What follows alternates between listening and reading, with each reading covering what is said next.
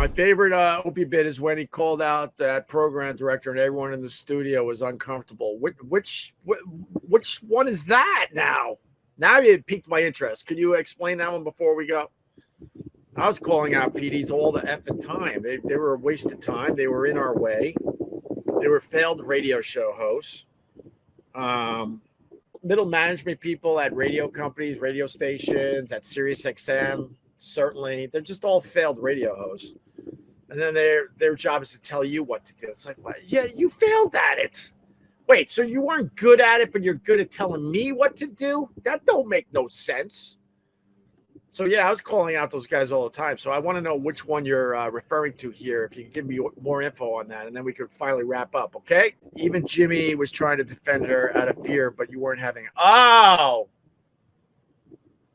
Oh, we had a PD when we were at Krock.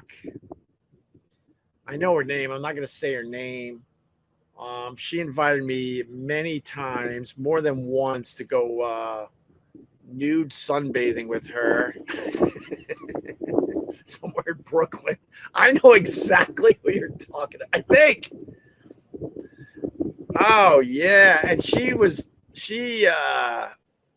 highly respected in radio, but for whatever reason, her trying to run our show in the station at the time, it just didn't work.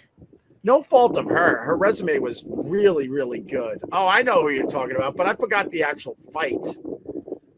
And it is a true story that she would invite me to go sunbathing somewhere under the Brooklyn Bridge or somewhere in Brooklyn. I'm trying to remember. And then she told me that they all do it topless. And would I like to come? And I was like, what are you doing? You're like my boss. Like, I better run to HR. I got to run to HR. Is she hitting on me?